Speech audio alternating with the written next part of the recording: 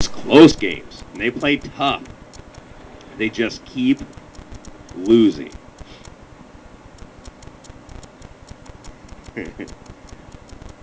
Sparta says Indy's D won that Super Bowl. No, Peyton Manning dumping the ball off to Joseph Adai every play and won that Super Bowl.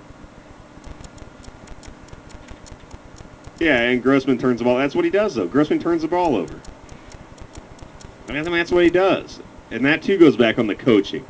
I mean, how many times did Lovie Smith come out and say, Rex Grossman is our quarterback? Now, looking back, boy, it seems like it may have been a good move to maybe put in Kyle Orton. Right?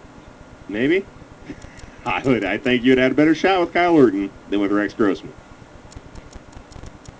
Coaching. All coaching. Buffalo at Cincinnati. Listen, Orton was a rookie that year. Is that right? Still, I'll take rookie Orton. I'll take rookie Orton over Rex Grossman. Grossman was brutal. I never thought Grossman was good. I mean, ever.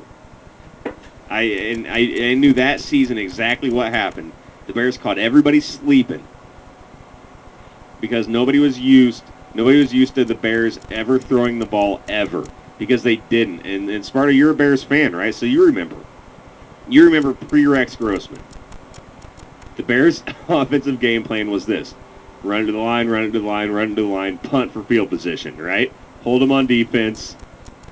Run into the line, run into the line, run into the line, punt again, hold them on defense, and then maybe next time, maybe Hester would return a punt, into field goal range, and maybe we can score that way. I mean, come on, man. They had no offense. And so finally when they get Grossman, he actually had a big arm. You know what I mean? He actually had a big arm, not accurate and couldn't hold onto the ball for anything, but he had a big arm. So they caught a few people sleeping because they have this guy Bernard Berrien in there who's kind of a burner, and Rex Grossman with a big arm. So teams come in, waiting for the Bears to run the ball into the line 3 times in a row and then punt, and all of a sudden they're throwing 60-yard bombs down the field for touchdowns. So the first half of the season, and I remember this specifically, the first half of the season, the Bears had an aerial attack. And I picked up Rex Grossman off the free agent wire in our fantasy league. And I traded him right about week 8. Because the second half of the season, everyone caught on. And it didn't work anymore. And it didn't. And they literally backpedaled and stumbled their way into the Super Bowl and then got dealt with appropriately. And honestly, I'm not a Bears hater at all. They're actually, believe it or not, I'm a Niners fan first. But because where I'm at, I'm like a Bears fan second. They're like my second favorite team. I don't hate them. I don't cheer against them. I actually root for them. But like I always say, you got to take off your fan glasses and tell it like it is. And like it is, the Bears aren't a very well-run team and haven't been for a long, long time. And I don't enjoy saying that because I'd like to see them do well. I like the Bears, really. But the truth of the matter is, instead of addressing needs that they needed to address, they bring in Jay Cutler, right? And they don't put anyone around him. They don't give him any chance for success and just let him get creamed and smeared by defensive pass rushers.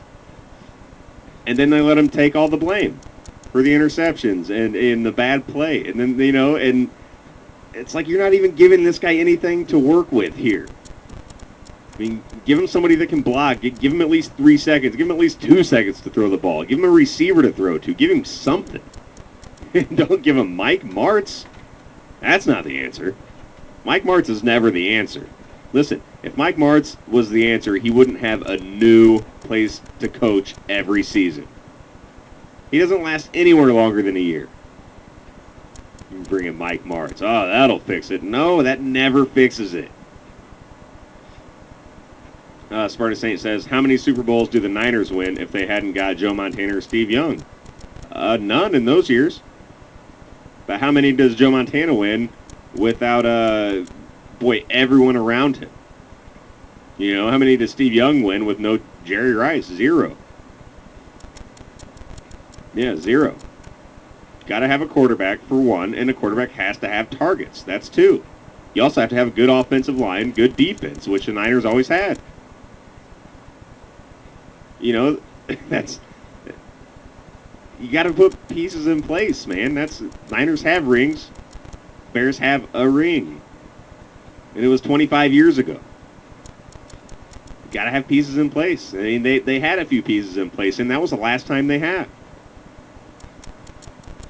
I wish they would. Honestly, Sparta, I wish they would be good. I wish it would be great. I would be ecstatic. I mean, secondarily ecstatic, but ecstatic. Yeah.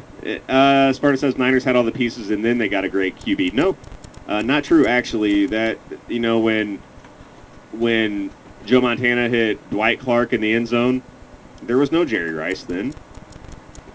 That was before. There was a great QB who was just so great. And like I said, there are very few exceptions to rules. Jay Cutler is not Joe Montana. He's not Peyton Manning. He's not Tom Brady. He's not going to overcome lesser players around him, and be great. He's not one of these guys where you can say, well, you can put in anybody with him and he'll make any receiver good.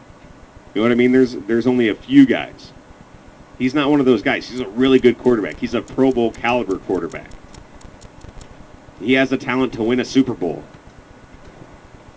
You know what I mean? But he's not one of the guys that can do it alone.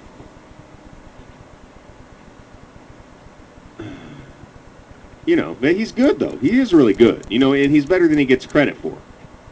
And I know you know, Sparta. I know. You're a smart dude. You know where you're at.